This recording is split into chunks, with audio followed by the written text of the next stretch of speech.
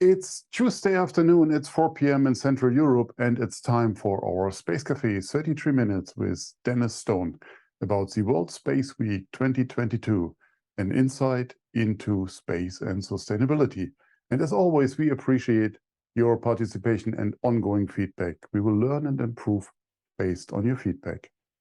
I'm Torsten, publisher of SpaceWatch.Global, and SpaceWatch.Global is a Europe-based online platform for information in and about space and new space activities in a geopolitical context. I would like to thank all of our private and corporate supporters that showed their commitment to keeping our independent journalism alive. We really appreciate that. And I know many of you are already familiar with our website, our bi-weekly and daily newsletters, and the Space Café podcast. The latest one features Dr. Annie Handmar of Hero Robotics about the mysterious object K. We also have new, exciting episodes of Space Café Radios. The latest ones are with Namrata Goswami on geopolitics and Nigel Gibson, the CEO of Loic. Don't miss them. Our fan shop is open for you anytime because it's on our website, and it's a nice way to support us actively and become a space watcher. If you have missed any of our previous web talks, we have an archive available on our website in the events section and on YouTube. So my guest today is someone who's really hard to get in front of a camera these days. So I'm super excited to welcome Dennis Stone in our Space Café today. And Dennis is a volunteer president of the World Space Week Association, the global coordinator of UN-declared World Space Week held in October from today, 4th to the 10th annually. And he has led the association since the founding. And we will hear about that in a second. But give me another minute to tell you more about Dennis' background. In his real life, and we will talk about this as well, the life that financed him, Dennis is a commercial space executive at NASA's Johnson Space Center in the Commercial LEO Development Program. There he managed partnerships to support the development of commercial LEO free flyers. The last half of his over 35 years with NASA has focused on such innovative commercial partnership, starting with the commercial orbital transport services that we all know under the abbreviation of COTS, investment in the commercial cargo capabilities of SpaceX and Northrop Grumman.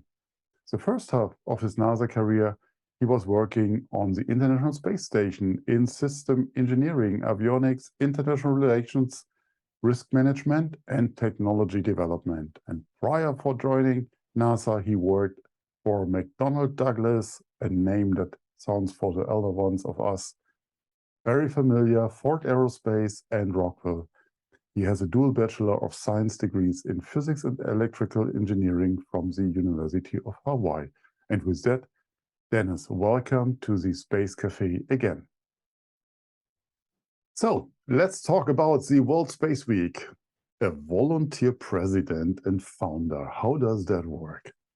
Well, first of all, I want to say happy World Space Week to everyone. It's October 4th, the beginning of the biggest space event on Earth. We're expecting events this week in 90 or more countries. So what a great time to be talking to you. I'm thrilled to be here. Yeah, let's tell us more about, a volunteer president and founder. So how does it work? So what is your role, and how much time can you spend in this voluntary presidential role? I spend way too much. No, but it's really been heartwarming to see the growth of the World Space Week Association. Just in context, so World Space Week is a global event held by thousands of organizations, and we'll talk about examples later. We have national coordinators who promote it at a national level, obviously, and then we work at the global level to coordinate it. And so we have a small nonprofit association that performs that role. in coordination, very close coordination with the United Nations Office of Outer Space Affairs in Vienna. We have a very small staff, but mostly we're volunteer managed, people like myself. We have volunteer board, lots of volunteers, and a very small paid staff that sort of is the glue that keeps all the volunteers working. And so the association has been around for some time, and I'm very honored to have been part of it since it started, and have helped kind of nurture the growth of the association, and of course the event World Space Week has grown amazingly as well. So, I mean, having the opportunity talking with you, I mean, you are the brain behind, obviously. So can you give us a dive into the history? What is the background? What motivated you, and when did it started? And yeah, or all of the details. Well, I have to say, so I was not the brain behind World Space Week. We had another event called Space Week that had preceded it, and I'll tell you more about the history if you're interested. But the United Nations declared World Space Week in 1999 as a result of Unispace 3. The General Assembly later that year declared it as October 4th through 10th. We had an event called Space Week that grew out of the Apollo 11 anniversaries. 10 years after the first moon landing, folks started celebrating Space Day, Space Week, this and that. And so we formed a kind of a nonprofit back in the early 80s to kind of help provide an umbrella for the celebrations, to give it some focus, and to have a unified voice in telling the media what's going on during this Space Week in July. Anyway, fast forward almost 20 years later, the UN made its declaration of World Space Week, and by then the Space Week had expanded to about 10 countries around the world. And so we met with the UN and said, we're willing to have everyone move to the UN declared dates, and we'll be your nonprofit, not NGO partner. And you already start with 10 countries, and let's work together to build it. And they said yes. And so that began the collaboration. So I didn't really invent anything. Folks have been celebrating space at different times. We just have been trying to synchronize them. And, like Earth Day, where environmental groups get together and focus on the common ground, protecting the planet. And by compressing events into a narrow time window, they become much larger than scattered around the year. And the media and the public and schools and others across society pay attention the way they wouldn't if they're scattered around the year. And so we're using the same formula as Earth Day. So again, I didn't invent anything, just kind of help try to pool the resources to make it grow and to be effective. I got married on Earth Day, and I found out about Earth Day much later than I've been married. So, but let's talk about what is the target audience for the World Space Week? Because most of us dealing with space day in, day out. It's our life, it's our passion, it's our profession. So I can't imagine that we are the target audience for the World Space Week, because we're dealing with it the other 51 weeks a year. So who's the target audience? It's it's a global celebration. The target, I don't mean to sound too unclear, but the target audience is everyone. As I said, we don't put on the events, we just create the platform, if you will, encourage people to celebrate World Space Week however they want. So let me give you some examples. Airbus all over Europe lets employees, if they wish, take a day off and go speak to a school. So there, obviously, the target audience are students, where they tell them about what Airbus is doing and inspire them to pursue space careers. There are events that are educating government leaders in some countries. There are events for the public. Um, each organization that holds a World Space Week event has complete and total freedom to say what it wants, to whom it wants, how it wants. And we only ask, you mentioned the theme and the logo, and you put it on the global calendar so everybody can see what's going on and show how you're part of something bigger than yourself. But it's really an open forum. And so the target audience really is everyone. It depends on on who's putting it on. But how do you control, monitor, find an appropriate word for that, the quality of these events? Or is it really free for everyone and whatever comes up, with this risk to have the flat earthers in the house as well? Yeah, control is a word we do not use. There is absolutely no control. As I said, it's an open forum. The World Space Week Association takes no policy positions. We are simply, the independent organizer of this platform that is free for everyone to use. We ask that events be space related. And believe me, folks try to put events on our calendar that aren't, and we take them off. So we do have some quality control. I remember one year there were protests, people marching in front of aerospace companies, protesting weapons in space and things like that. And we said, okay, sure, it's a space related event. It meets the criteria. So we do quality control over the event calendar. Sometimes an event's listed many times, and we remove the duplicates. A modicum of quality control like that. But it's a free and open forum for the whole world, to whether they're inspiring young people about space, educating the public about the benefits of space, educating government leaders on how space can help them. Open forum in many ways. But you talked about the platform and the organization and the country points of contact or coordinators, as you call them. How big is this team that deals with it? Is it just a couple of people or dozens or? Yeah, we have in the order of a dozen or so volunteers.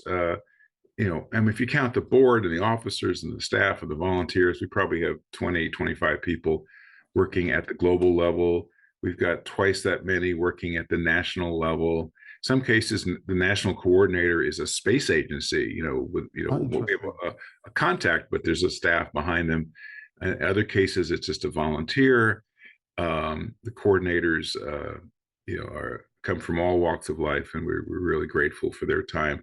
But again, the greatest work is done at the event level, because it takes a lot of time and effort to put on an event, whether it's in a school or a planetarium or space agency, and that's where the work is. And that we have typically 4,000 different event holders. Wow. So you could argue it's the biggest space network in the world in terms of organizations who care about space that are part of this global event.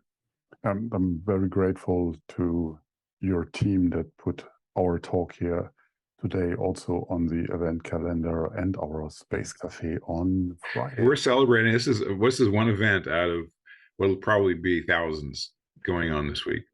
So from the start to today, you mentioned the growth, and is it stable? Is it exponential? So what is the curve looks like? And more important, when the week is over, what is the impact?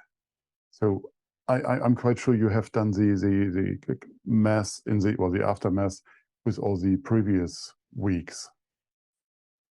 Great question. There's scale and impact. So let me address scale. A little easier to measure. I was looking, in 2010, we were so excited. There were 700 events going on. Wow, that was huge, And right before the pandemic, we hit over 9,000 events, aiming for 10,000. And then 2020, the pandemic hit. And so it dropped to like 6,000 last year. But what was lost in the number of reported events was more than made up in just in the world of social media last year, where our theme was women in space. There were, just on Twitter alone, there were 770 million impressions reported by the tracking services of just the hashtag of World Space Week 2022. So clearly, folks are talking about it. You know, our whole goal is to get people to think, to listen, think, and talk about space, particularly the future of space. So, in terms of impact and scale, I mean, clearly, there's a lot of buzz going on. People are really focusing on space that week, which is really the intent. Now, impacts are a little harder to measure. I mean, if we had more resources, we could go in and see how many students made the turn towards STEM because of what they've done. We've heard lots and lots of anecdotal evidence. We've seen evidence, for example, of activities being spawned out of the networking that happens during World Space Week. One of the founders of the International Space University, going back to early days of Space Week in the 80s, Todd Hawley said, "I met Bob Richards and Peter Diamandis at a Space Week event in Washington. You know, they thanked me." I said, "Why are you thanking me?" And when they went on to create ISU and great things, Peter Martinez talks about how the early World Space Weeks in South Africa brought together different folks from different organizations, and that the dialogue that started led to the creation of the South African Space Agency. And so we get these interesting reports from around the world, but it's really hard to try to come up with quantitative measures of impact. But we see it in the pictures and the reports. So we know it's having great impact. And the fact that participation grows every year suggests that people are doing this for a reason that they know perhaps better than we do. Okay, that's interesting. And I think it goes without saying that I'm an ISU alumni, of course. There you go. Most of us are. You mentioned the topic from last year, which was women in space, and this year has a focus on sustainability, if I'm not mistaken. So how do you bring this to focus on? Is it, or are you, what to say it now? You have the platform, but you're not organizing your own events, but you give this frame or the topic to that. So I think there are events also pushed by you, aren't there? Well, what we do each year as we build up to this day, the start of World Space Week, we educate the space community a little bit about the theme all year long. For example, we've had webinars, we've had infographics. Of course, we have the poster that features the Sustainable Development Goals that space can address. So we're not the world's greatest expert in the subject, but we provide access to those who are. And in fact, we hire a theme manager each year who is an expert who can help us educate the space community about that year's theme. So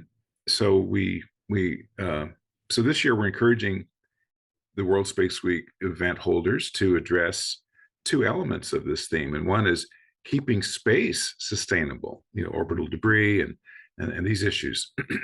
And secondly, perhaps a much broader one is that the role space plays in making Earth sustainable in a myriad of ways. And so that's what we hope folks will talk about. And again, the theme is simply guidance. You're not required to to address it. We hope people do, and most do. It is simply a suggested focus of that year's celebration. It's very impressive, and I really admire your work and this vision that's behind it. Thank you. Who's putting on these World Space Week events, and how can everyone get involved? With an event, or obviously participating is then more easy because you just go there or you follow them. But what is the process, or is there a process at all? Yeah, well, again, so around the year, we and national coordinators and others are encouraging organizations to celebrate World Space Week. In fact, many now have done it for so many years. It's just part of their annual calendar of outreach and public relations that they do. So we're so pleased to see that every year more and more participate. Um, and these organizations are asked to put their event on the calendar, the World Space Week calendar, which is at www.worldspaceweek.org. And that's open to the public to browse. So we have pages by country to see what's going on in your nation. If you can attend, that's great.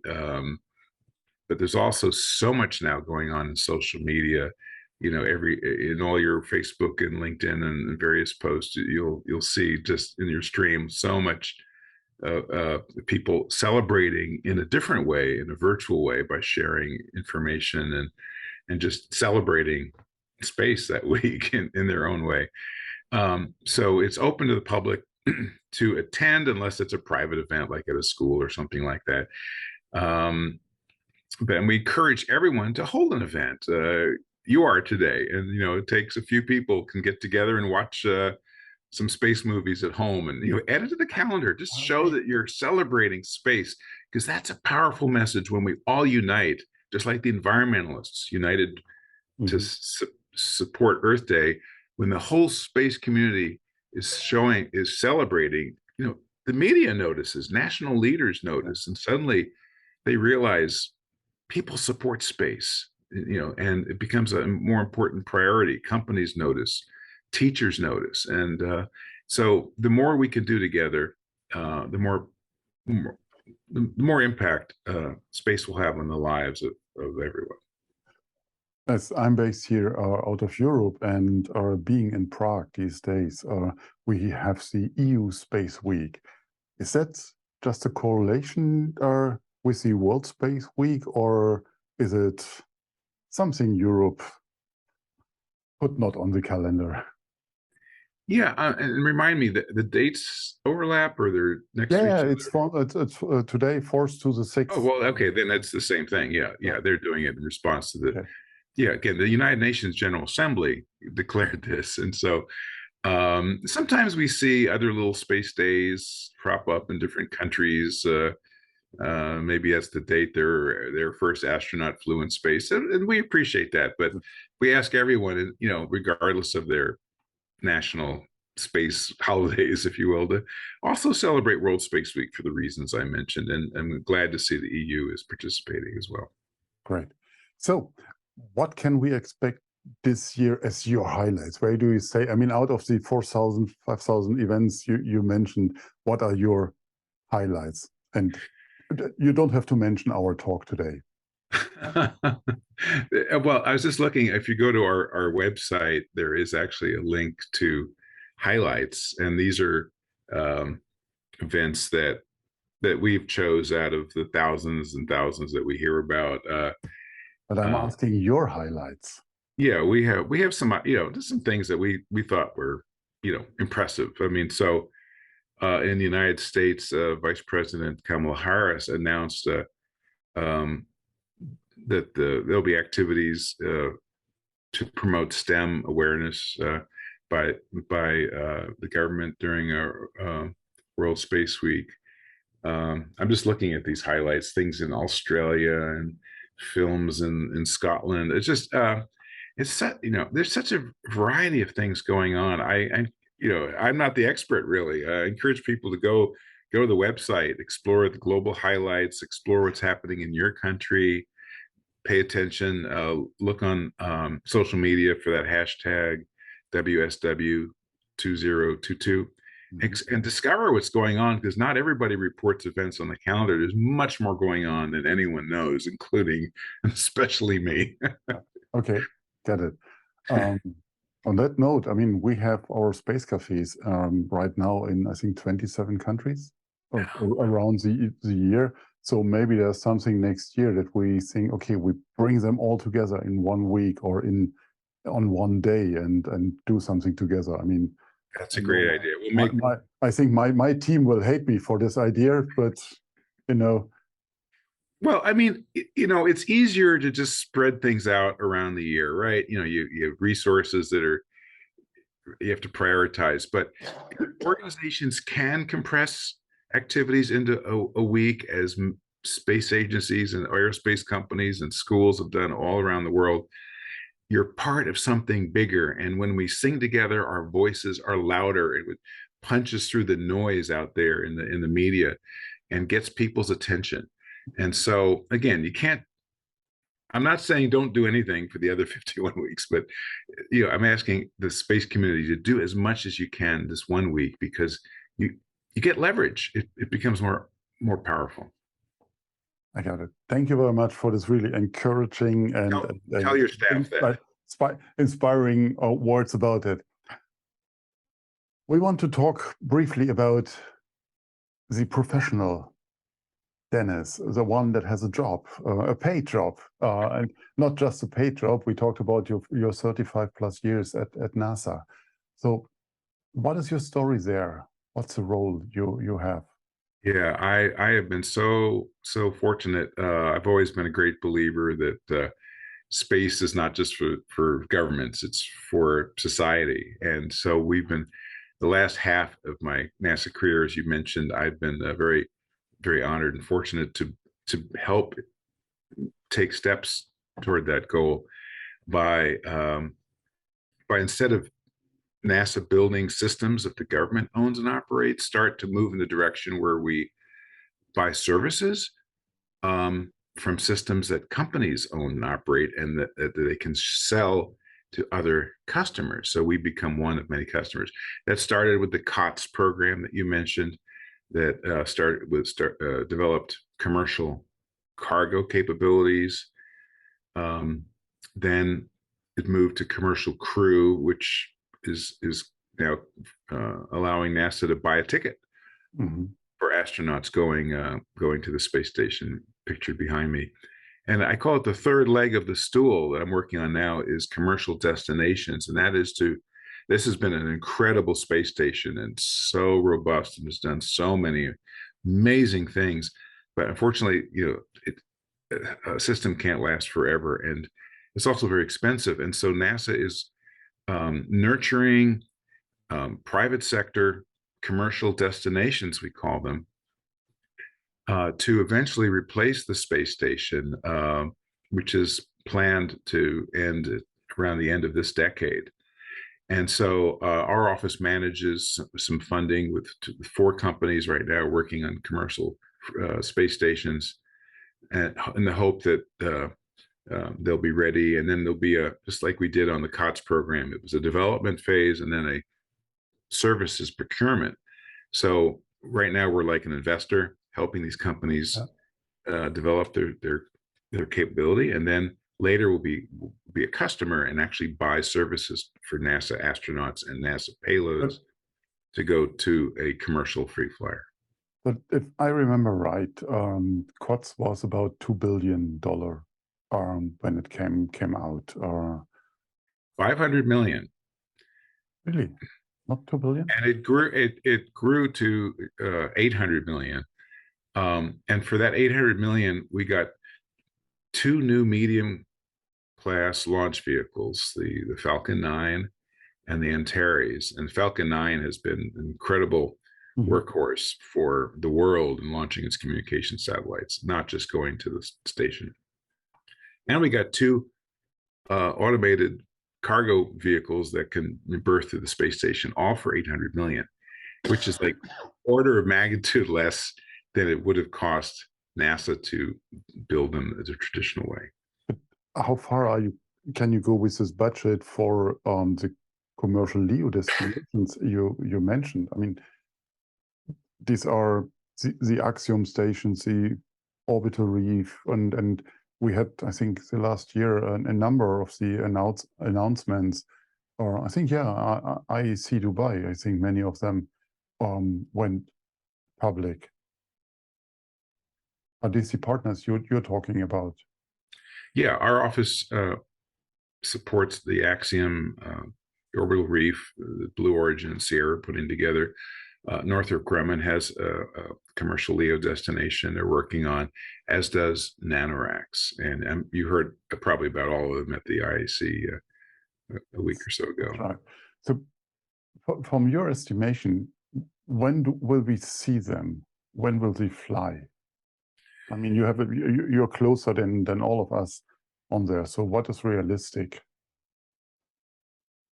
So the plan, as I mentioned, is for the space station end of life to be the end of 2030. And we have asked the companies to be ready 2 years earlier than that for a transition, as they come online and station starts phasing down, they'll start phasing up. So that would be 2029 is our goal, is to have these flying. Now some may fly earlier, which would be great. Still ambitious, I would say, at least. All of our partners are very ambitious. We love it. Sorry about it. I just have this picture in my head. Someone moves stuff from the ISS to the other commercial station, not to get it down to Earth. So just orbit to orbit transfer. I know that's hard to achieve, but I just have it in my mind. It may be hard to achieve, yes. So where do you see the market for these orbital destinations, commercial destinations? Well, probably the greatest initial market is NASA and other other governments that are currently using the International Space Station today to do amazing research.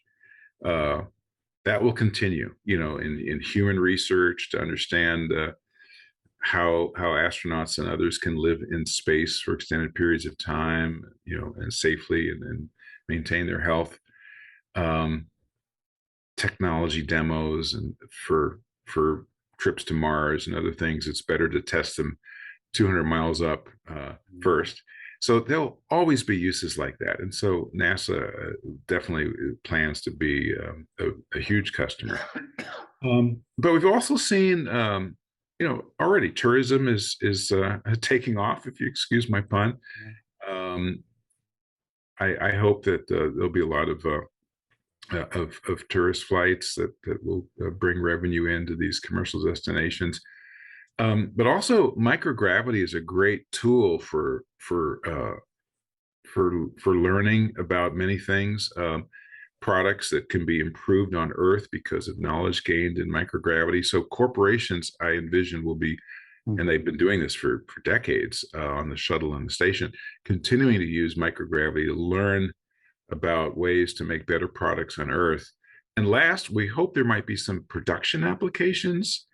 If the business cases work, whether it's creating, pure optical fiber or heart valves or things like that. There's all kinds of exciting technologies being tested today on the ISS that, again, if they work and if they're cost effective in the future, could be customers of commercial LEO destinations. Yeah, I can see that. I can see that.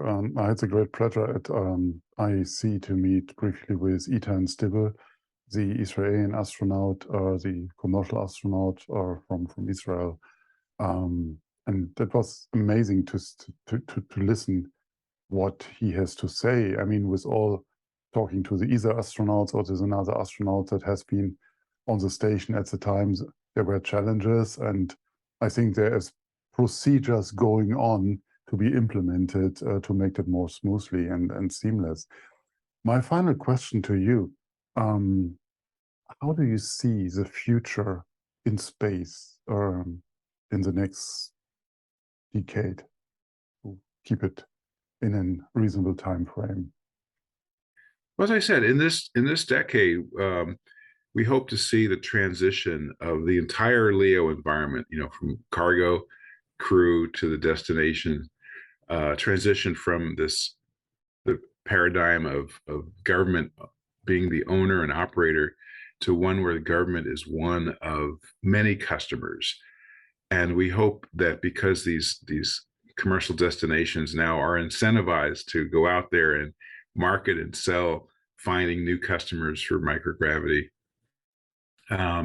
that this will see a growth in demand and the eventual growth in these destinations. They all have abilities to add more modules and grow as the market grows. So that's my hope, is to see, LEO really grow in terms of serving a wide range of individuals and customers in orbit.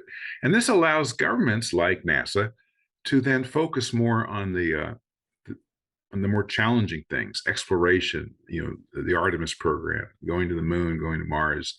It frees up some resources that allow us to do what we can do best, which is, doing the really challenging exploration. And of course, we'll have commercial partners along the way too. And this frontier, if you want to call it that, I think will ever expand in future decades. I see.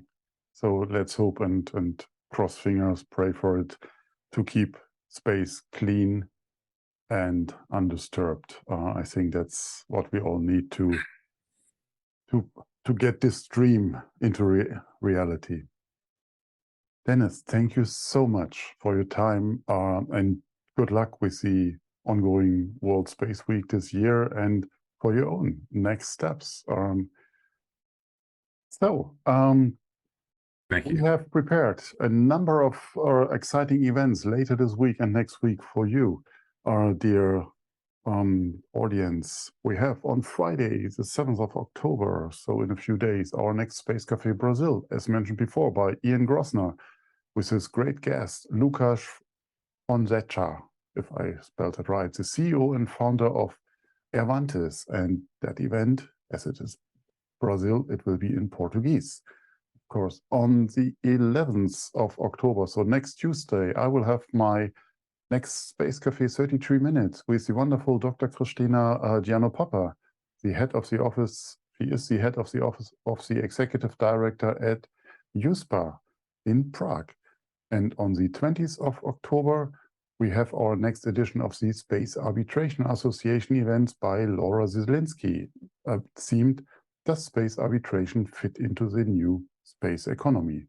All these events are going to be online on Eventbrite. And as always, we would like to hear feedback, so please check in with us on Twitter, on Facebook, or LinkedIn. Don't forget to sign up for our daily or bi-weekly newsletters. And if you like to treat yourself with something special, become a Space Watcher today or help us in our supporter program. Thank you very much, Dennis, again for this inspiring talk and being my guest. And thanks again to his entire team behind the scenes for doing their great job week by week again. I hope you all will stay safe and stay healthy. Thank you for joining us. Hope to see you later this week in one of the events of the World Space Week. In the meantime, visit our website, follow us on social media, and don't forget, become a Space Watcher. Thank you very much.